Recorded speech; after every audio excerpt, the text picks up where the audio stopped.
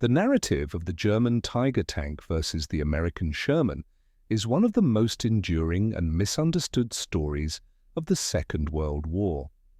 It is typically framed as a simple dichotomy, the invincible, qualitative masterwork of German engineering pitted against the cheap, expendable and outclassed American mass-produced tank. This simplistic view, however, obscures the profound philosophical chasm that separated German and American military-industrial strategy. The tale of these two tanks is not about right and wrong, but about two nations building weapons to fight two entirely different kinds of wars. The German approach to tank design, particularly after the shocking encounter with the Soviet T-34, was driven by a pursuit of qualitative overmatch.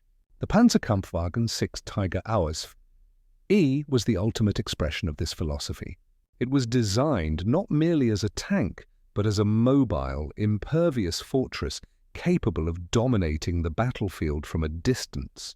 Its primary weapon, the 8.8 cm KWK 36L56 gun, was adapted from the legendary Flak 1836 anti-aircraft gun. It was a terrifyingly accurate and powerful weapon that could penetrate the armor of any Allied tank at ranges exceeding 1,500 meters. The Tiger's armor was immense, 100 mm on the gun mantlet and 80 mm on the hull front, virtually impervious to the standard Allied tank and anti-tank guns of 1942 and 1943. However, this capability came at a catastrophic cost to strategic production. The Tiger was a logistical nightmare. Its interleaved, overlapping road wheels provided a smooth ride, but were notoriously complex to maintain and replace in the field. A single frozen mud clot could immobilize the entire system. The tank was immensely heavy at 57 tons, requiring specialized transport via rail and often breaking bridges not designed for its weight.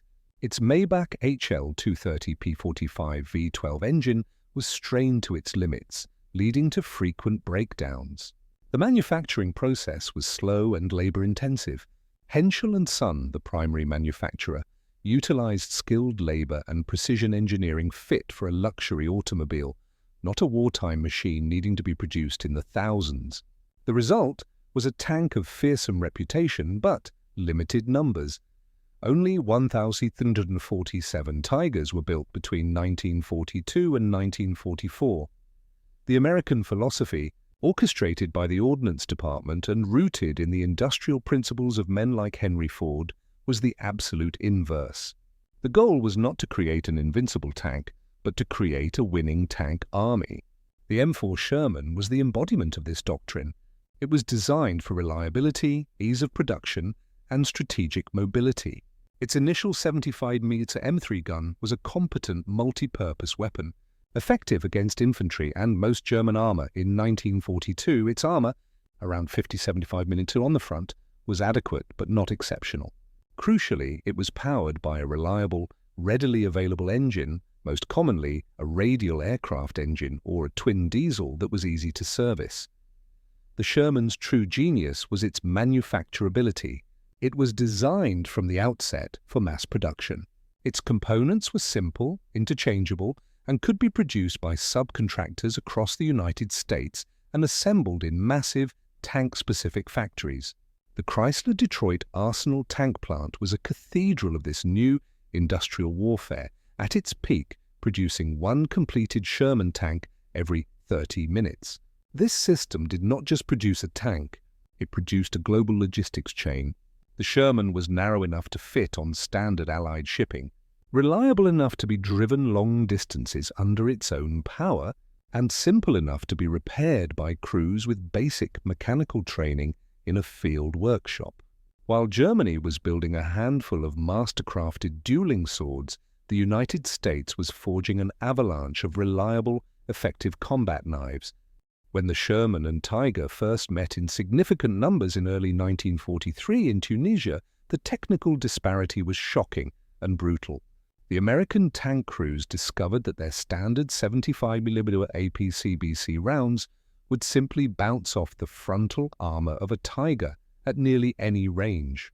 The Tiger, in contrast, could engage and destroy Shermans at distances where the American tanks could not effectively return fire. A single Tiger, skillfully employed in a defensive position, could decimate an entire company of advancing Shermans. This created the foundational myth of the Tiger's invincibility and the Sherman's inadequacy. The psychological impact on Allied crews was severe. Tiger phobia became a genuine combat stressor. However, this narrative of one-sided duels ignores the broader tactical and operational reality in which these tanks fought. The Tiger was a superb ambush predator and a defensive rock, but it was strategically immobile. Its short operational range of 60-70 miles on roads meant it had to be deployed close to the front by train, and its high fuel consumption made it vulnerable to Allied air interdiction of supply lines. Its mechanical unreliability meant that more Tigers were lost to breakdowns and abandoned by their crews than were destroyed in direct combat. A battalion of Tigers advancing might begin an operation with 45 tanks. Within days, that number could be halved by mechanical failure alone, without a single shot being fired by the enemy. The Sherman, by contrast, was always present.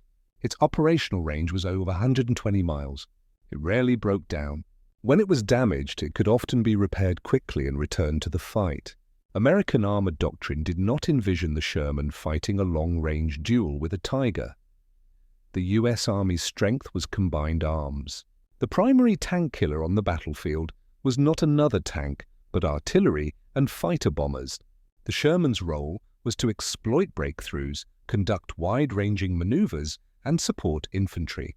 When a Tiger was encountered, the standard American tactic was to use mobility and numbers.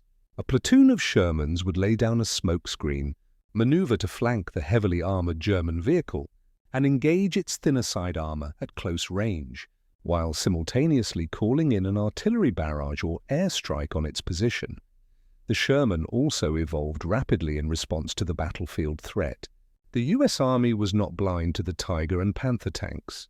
The first major upgrade was the introduction of the 76mm M1 gun in late 1944.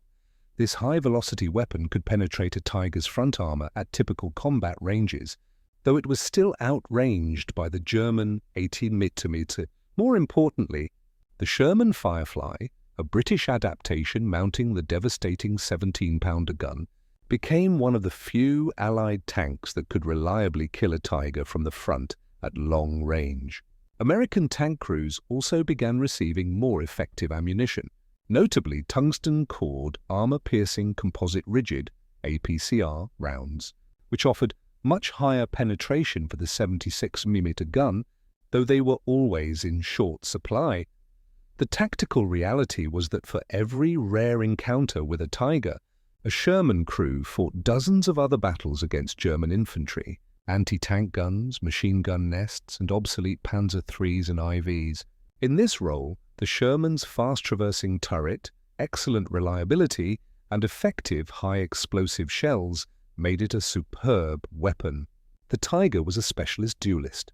The Sherman was a universal soldier. On the vast, chaotic canvas of the battlefield, the ability to be everywhere, all the time, with a logistically sustainable vehicle proved to be a more decisive advantage than winning a one-on-one duel. The ultimate verdict on the Tiger versus Sherman debate is found not in penetration tables or armor thickness, but in the cold, hard arithmetic of production and logistics. The United States did not simply outproduce Germany. It weaponized its industrial capacity, making volume and sustainability the central tenets of its military strategy. The numbers tell a story of overwhelming force. 1,347 Tigers versus 49,234. Sherman's is not a comparison. It is an annihilation. The American production miracle was built on a foundation of standardization and decentralization. The M4 Sherman used common parts across its many subvariants, M4, M4A1, M4A3, etc. Factories across the country produced components. Continental Motors built engines, General Steel castings made hulls, and numerous plants produced the gun mounts and tracks, which were then shipped to final assembly plants like the Detroit Arsenal or the Fisher Tank Arsenal in Grand Blanc. This system was not only fast, it was resilient. The loss of a single supplier or factory to accident or sabotage could not halt the entire production effort. The process was so efficient that the unit cost of a Sherman was around $33,000, approximately $500,000 today, a fraction of the cost and man-hours of a Tiger. This staggering output directly enabled American global strategy. Under the Lend-Lease program, the United States supplied over 17,000 Shermans to its allies, including 4,102 to the British Commonwealth and 4,065 to the Soviet Union. This meant that the Sherman fought on every front of the war, from the deserts of North Africa to the steppes of Russia and the jungles of the Pacific. It became the universal tank of the Allies. Germany, struggling under resource constraints and strategic bombing, could never hope to equip its own armies, let alone its allies, with such numbers of heavy tanks. The Tiger was a luxury item. The Sherman was a global standard. Logistics formed the other half of this equation. A Tiger battalion consumed enormous amounts of fuel and specialized spare parts. Its transportation was a constant operational headache. The Sherman, with its better fuel economy and mechanical simplicity, could be sustained far forward with a much lighter logistical tail. The U.S. Army's Red Ball Express and other supply operations kept entire armored divisions supplied with fuel, ammunition, and replacement parts, allowing for a sustained operational tempo that the German army could not match after 1944. When a Sherman was knocked out, it was often replaced within days by a new tank from a depot. When a Tiger was lost, it was often gone for good. This arithmetic created a brutal, inescapable logic for the German army. Even in a hypothetical scenario where a Tiger could destroy 10 Shermans before being itself destroyed, the United States could absorb those losses and still have thousands of tanks remaining. The German army could not. The war was a battle of attrition, and the side that could replace its losses would win. The Sherman, for all its perceived weaknesses in a direct firefight, was the perfect instrument for a war of attrition. It was not designed to be a perfect tank. It was designed to be part of a perfect system for winning a world war. The system, and the numbers it generated, proved to be the most powerful weapon of all. The narrative of the Sherman as a static, inadequate design is a historical fallacy. The M4 Sherman was a platform that underwent constant and significant evolution throughout the war, a direct response to the threats it encountered. The Americans' industrial systems' ability to rapidly identify, design, and implement upgrades was a key strategic advantage that the more rigid German system could not match. The Sherman that landed in Normandy in 1944 was a markedly different and more capable vehicle than the one that had fought in Tunisia in 1943. The most critical upgrade was in firepower. The initial 75mm M3 gun, while an excellent all-around weapon, was indeed outclassed by the frontal armor of the Tiger and Panther by 1944. The U.S. Army's response was the 76mm M1 gun. This high-velocity weapon featured a longer barrel and fired a heavier projectile at a much higher muzzle velocity. While it still lagged behind the German 80mm in raw penetrating power, the 76mm gun could penetrate a Tiger I's front armor at typical combat ranges of 500–800 meters and was a credible threat to the Panther's frontal glacis plate at similar ranges. The introduction of this gun was not slow. Development began in 1942 and the first 70cc Shermans, the M4A176W, were available for the D-Day landings. By the fall of 1944, they were becoming common in U.S. armored divisions, with some units being almost entirely re-equipped.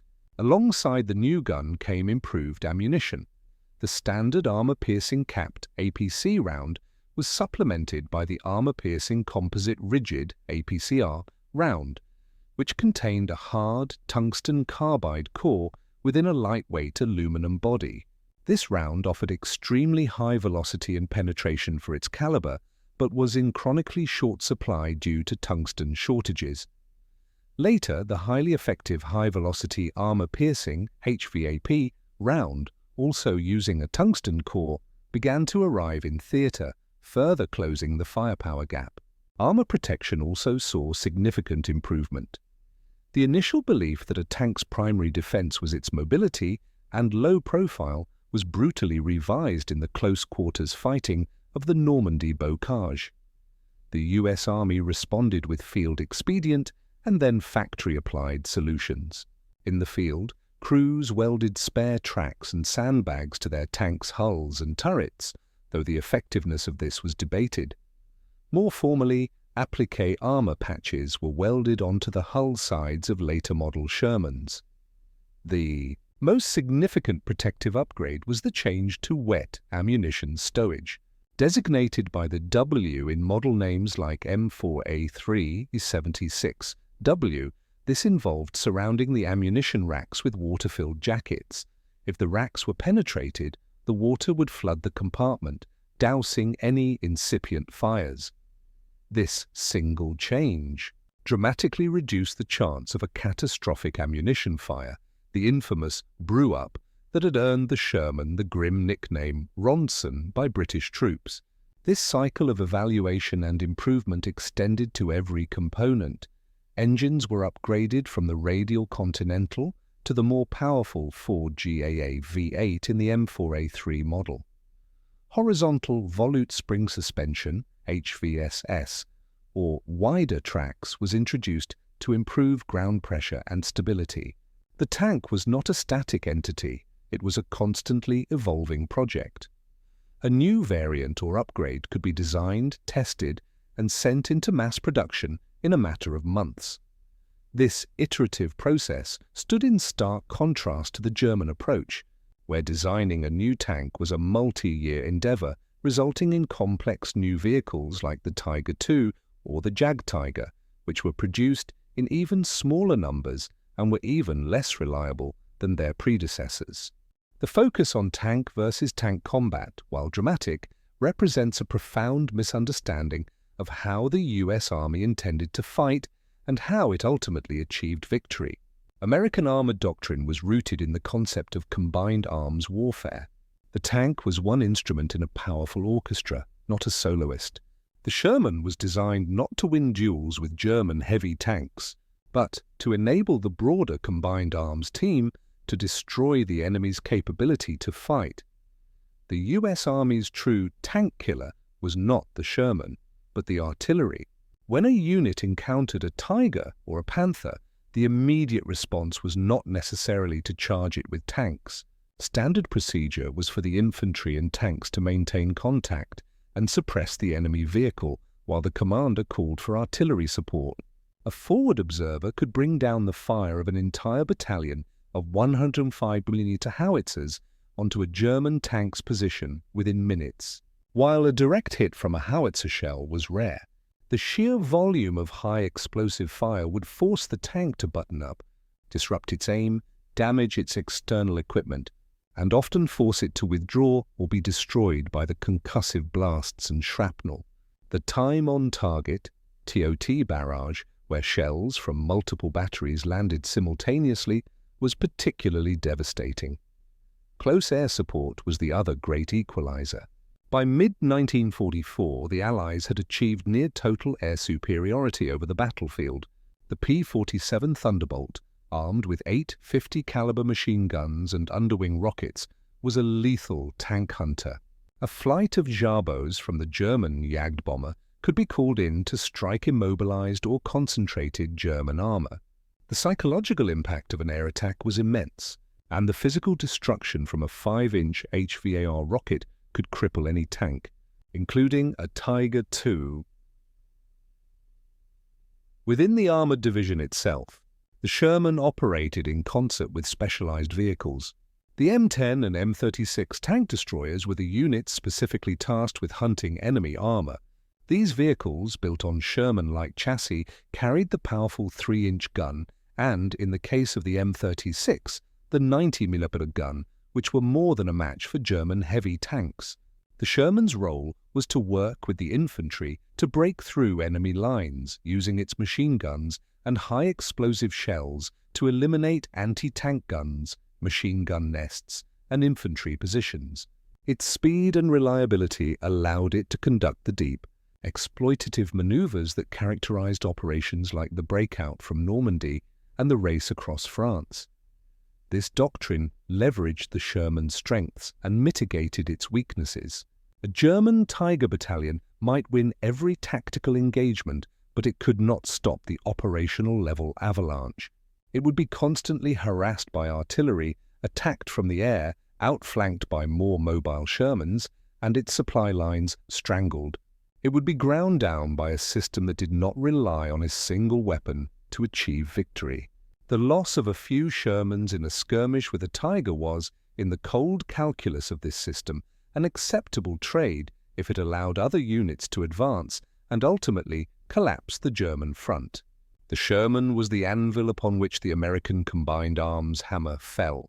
It was durable, ever-present, and it pinned the enemy in place so that other, more destructive arms could finish the job. In the final analysis, the strategic effectiveness of a weapon system is not judged by its performance in isolated ideal conditions, but by its contribution to winning the war. By this ultimate metric, the M4 Sherman was one of the most successful and important weapons of the Second World War. The Tiger, for all its fearsome reputation, was a tactical marvel and a strategic failure. The production numbers are the most unequivocal data point. Germany built 1,347 Tiger IS. The United States built 49,234 M4 Shermans. This is a ratio of over 36-1. When including the similarly complex and problematic Panther tank, about 6,000 built, the ratio still heavily favors the Sherman. This numerical disparity was insurmountable. It meant that the US could equip not only its own army, but also the armies of its major allies, creating a standardized, globally deployed armored force. Germany's complex and diverse tank park, with its myriad of models and constant modifications, was a logistician's nightmare, crippling the ability to maintain and supply its armored units in the field. The legacy of the Sherman extends far beyond 1945. It became a foundational piece of post-war armored doctrine for the United States and its NATO allies. The lessons learned from its design, reliability, strategic mobility, and ease of maintenance were directly applied to the next generation of American tanks, including the M26 Pershing, M46 Patton, and the entire Patton series that served through the Cold War. The concept of a main battle tank that was a balance of firepower, protection, and mobility, rather than a maximization of one at the expense of the others, can be traced directly to the operational experience with the Sherman. The Tiger, by contrast, became an evolutionary dead end. Its design philosophy of extreme weight and complexity was a path that even post-war Germany did not pursue. The myth of the Tiger has been kept alive in popular culture, fueled by sensationalized accounts of its dueling prowess. This myth, however, obscures the tank's profound flaws, its mechanical fragility, its strategic immobility, and its unsustainable drain on the German war economy. The true story of the Tiger and the Sherman is not a simple tale of David and Goliath. It is the story of Goliath winning. It is the story of an industrial and doctrinal system that understood war as a contest of endurance, logistics, and combined arms. The Sherman was not a perfect tank, but it was the right tank for the war the United States needed to fight and win. It was the tank that could be built in the tens of thousands, shipped across oceans, driven for hundreds of miles without breaking down, and used as the versatile, durable core of a modern army. The Tiger was a magnificent beast, but the Sherman was the pack of wolves that brought it down, not through a fair fight, but through the relentless, overwhelming pressure of a superior system.